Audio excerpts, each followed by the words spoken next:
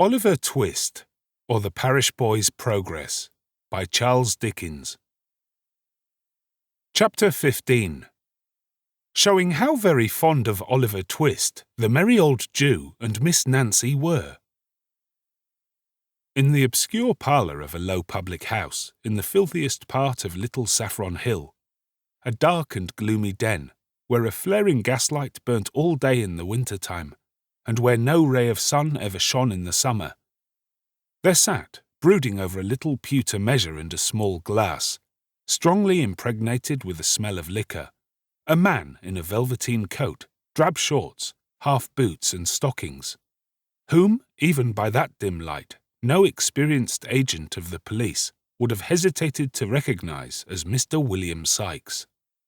At his feet sat a white-coated, red-eyed dog, who occupied himself alternately in winking at his master with both eyes at the same time, and in licking a large fresh cut on one side of his mouth, which appeared to be the result of some recent conflict. "Keep quiet, you warmint! Keep quiet!" said Mr. Sikes, suddenly breaking silence. Whether his meditations were so intense as to be disturbed by the dog's winking, or whether his feelings were so wrought upon by his reflections that they required all the relief derivable from kicking an unoffending animal to allay them, is matter for argument and consideration. Whatever was the cause, the effect was a kick and a curse bestowed upon the dog simultaneously. Dogs are not generally apt to revenge injuries inflicted upon them by their masters, but Mr. Sikes's dog, having faults of temper in common with his owner, and labouring perhaps at this moment under a powerful sense of injury, made no more ado, but at once fixed his teeth in one of the half-boots. Having given in a hearty shake, he retired growling under a form, just escaping the pewter measure which Mr. Sikes levelled at his head. "You would you?" said Sikes, seizing the poker in one hand and deliberately opening with the other a large clasp-knife which he drew from his pocket. "Come here, you born devil! Come here, do you hear?" The dog no doubt heard, because Mr. Sikes spoke in the very harshest key of a very harsh voice, but appearing to entertain some unaccountable objection in having his throat cut, he remained where he was, and growled more fiercely than before, at the same time grasping the end of the poker between his teeth and biting at it like a wild beast. This resistance only infuriated Mr. Sikes the more, who, dropping on his knees, began to assail the animal most furiously. The dog jumped from right to left and from left to right, snapping, growling and barking. The man thrust and swore, and struck and blasphemed, and the struggle was reaching a most critical point for one or other, when, the door suddenly opening, the dog darted out, leaving Bill Sikes with the poker and the clasp-knife in his hands. There must always be two parties to a quarrel, says the old adage. Mr. Sikes, being disappointed of the dog's participation, at once transferred his share in the quarrel to the newcomer. "What the devil do you come in between me and my dog for?" said Sikes with a fierce gesture. "I didn't know, my dear, I didn't know," replied Fagin humbly, for the Jew was the newcomer. "Didn't know, you white-livered thief," growled Sikes. "Couldn't you hear the noise?" "Not a sound of it, as I'm a living man, Bill," replied the Jew. "Oh, no, you hear nothing, you don't," retorted Sikes with a fierce sneer. "Sneaking in and out so as nobody hears how you come or go. I wish you had been the dog, Fagin, half a minute ago." "Why?" inquired the Jew with a forced smile. "'Cause the government, as cares for the lives of such men as you, as haven't half the pluck of curs, lets a man kill a dog how he likes," replied Sikes, shutting up the knife with a very expressive look. "That's why." The Jew rubbed his hands, and sitting down at the table, affected to laugh at the pleasantry of his friend. He was obviously very ill at ease, however. "Grin away," said Sikes, replacing the poker and surveying him with savage contempt. "Grin away. You'll never have the laugh at me, though, unless it's behind a nightcap. I've got the upper hand over you, Fagin, and damn me, I'll keep it. There. If I go, you go, so take care of me." "Well, well, my dear," said the Jew. "I know all that. We have a mutual interest, Bill. A mutual interest." "Huh!" said Sikes, as if he thought the interest lay rather more on the Jew's side than on his. "Well, what have you got to say to me?" "It's all passed safe through the melting pot," replied Fagin. "And this is your share. It's rather more than it ought to be, my dear. But as I know you'll do me a good turn another time, and—" "Stow that gammon," interposed the robber impatiently. "Where is it? Hand over." Yes, Bill. Give me time, replied the Jew soothingly. "Here it is, all safe." As he spoke, he drew forth an old cotton handkerchief from his breast, and untying a large knot in one corner, produced a small brown paper packet. Sikes, snatching it from him, hastily opened it, and proceeded to count the sovereigns it contained. "This is all, is it?" inquired Sikes.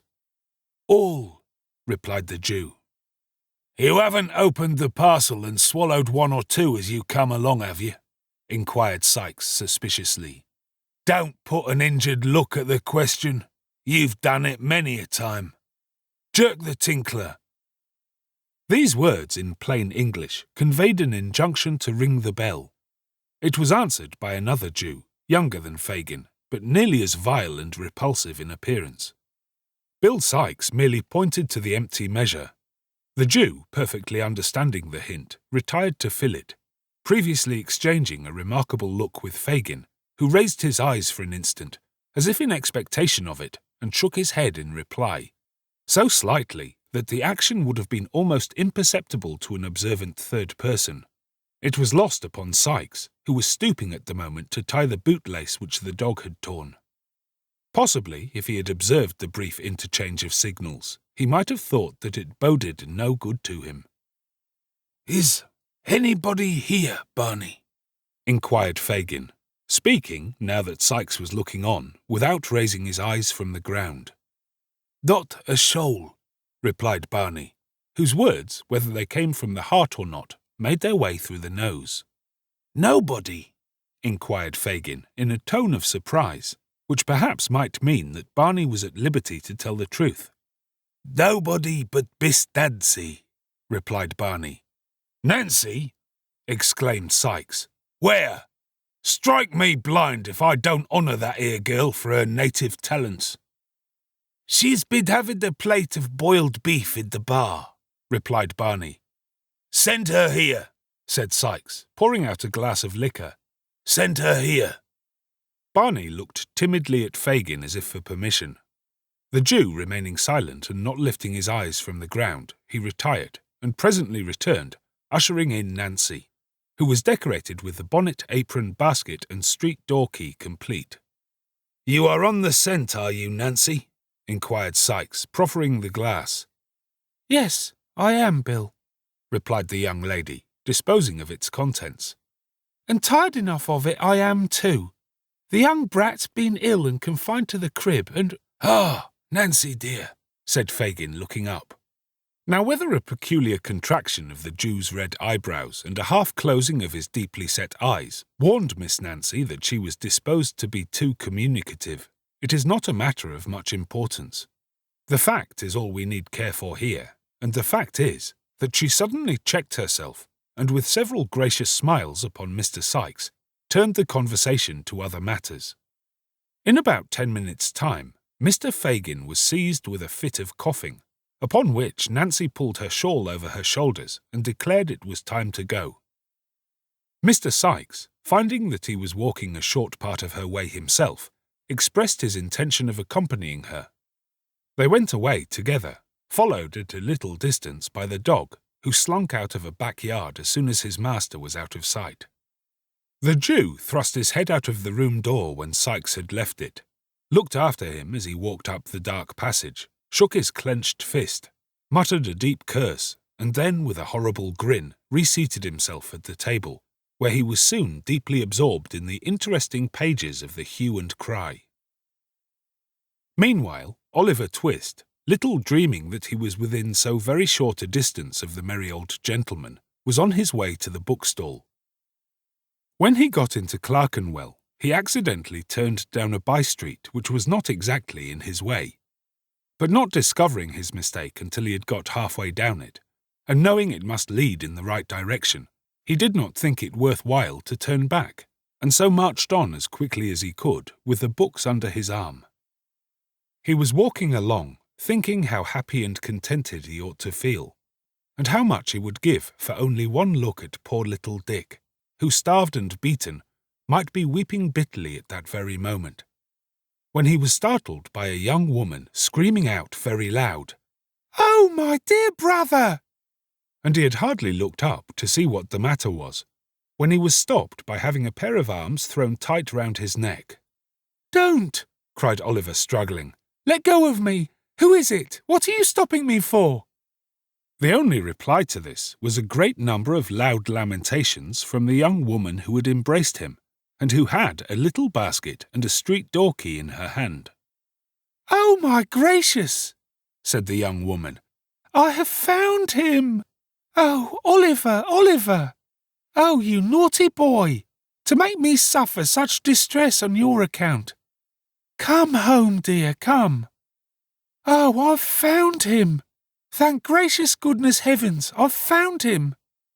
With these incoherent exclamations, the young woman burst into another fit of crying, and got so dreadfully hysterical that a couple of women who came up at that moment asked a butcher's boy with a shiny head of hair anointed with suet, who was also looking on, whether he didn't think he had better run for the doctor.